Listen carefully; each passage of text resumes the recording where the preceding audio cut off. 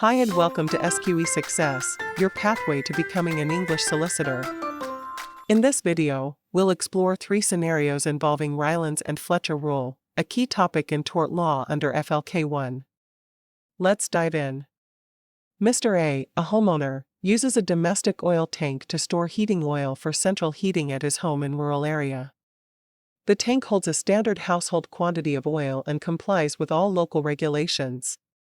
Unknown to Mr. A minor manufacturing defect in the tank causes a leak, and oil slowly escapes into the soil and eventually contaminates a neighbor's garden well, rendering the water undrinkable. The neighbor brings a claim for damages under Rylands and Fletcher. Which of the following best reflects the likely legal outcome?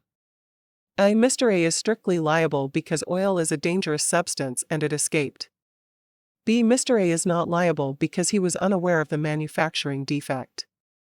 C. Mr. A is liable under Rylands and Fletcher only if the court decides that private oil storage is inherently hazardous. D. Mr. A is not liable because storing heating oil for domestic purposes is not a non-natural use of land. E. Mr. A is not liable because oil storage is regulated and complied with safety standards. The best answer is D. Mr. A is not liable because storing heating oil for domestic purposes is not a non-natural use of land.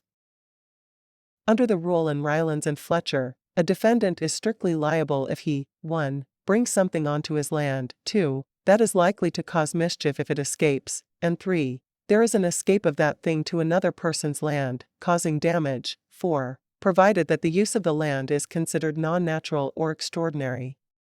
While oil is a potentially dangerous substance, the crucial factor here is the nature of the land use. Courts often do not consider small-scale domestic oil storage for heating to be a non-natural use of land. Storing heating oil for central heating in rural properties, where mains gas is often unavailable, is considered a natural and ordinary use of residential land, similar to having water pipes or electrical installations. So, even though there was an escape of a hazardous substance, strict liability will not arise unless the court is convinced that the activity went beyond ordinary domestic use. Scenario 2. Mr. A operates a business that involves supplying and fitting vehicle tires, and stores a large quantity of tires on his premises. Due to faulty electrical wiring, a fire broke out on his property. The fire spread to the stored tires, and damaged his premises and a neighboring property. It is accepted that Mr. A did not act negligently or intentionally in causing the fire. The neighbor brought a claim for damages, relying on the Rylands and Fletcher rule. Is the neighbor likely to succeed in the claim? A. Yes, because storing a large quantity of tires for a tire business was an unusual or non-natural use of the land. B. Yes, because the fire originated on the defendant's land and escaped to the neighbor's property. C. No, because the fire itself was not something that was brought onto the land by Mr. A. D. No, because Mr. A acted neither negligently nor deliberately. E. No, because the Rylands and Fletcher rule only applies to escapes of water and oil. The best answer is C. No, because the fire itself was not something that was brought onto the land by Mr. A. We explained the Rylands rule in Scenario 1. In cases involving fire, courts have held that fire itself must be the thing that was brought onto the land for Rylands and Fletcher to apply. If the fire results from something else brought onto the land, for example, tires, petrol, chemicals, the claim may only succeed if that thing, not the fire, escapes and causes the damage. In this case, as Mr. A did not bring fire onto the land, and the fire started accidentally due to faulty wiring, the claim under Rylands would fail. Scenario 3. A company stores a large amount of industrial oil in a tank on its site for use in machinery. The tank was properly installed and regularly checked. However, a hidden fault causes oil to leak slowly into the ground.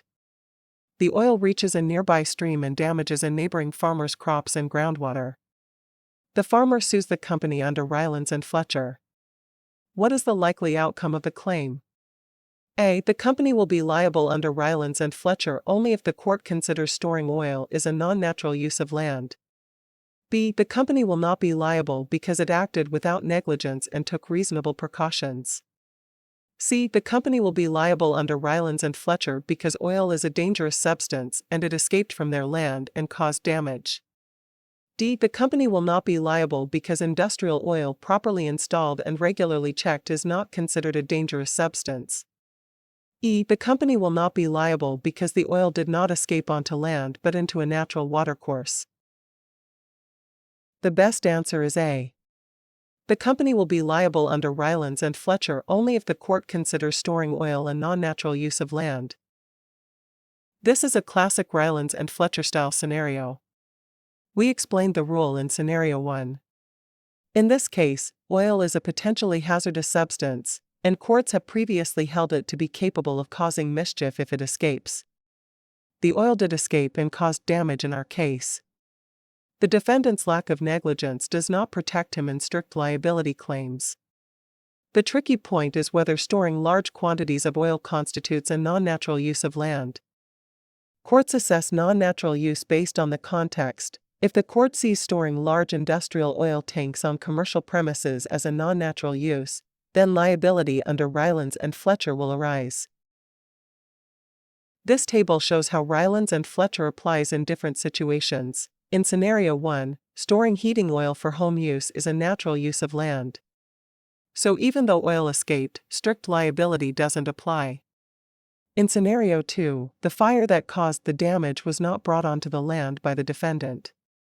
Since only things deliberately introduced can trigger liability, the claim fails. In Scenario 3, storing large quantities of industrial oil may be seen as a non-natural use. If so, the company can be strictly liable, even without negligence. The key points are non-natural use, deliberate introduction, and escape of the harmful thing.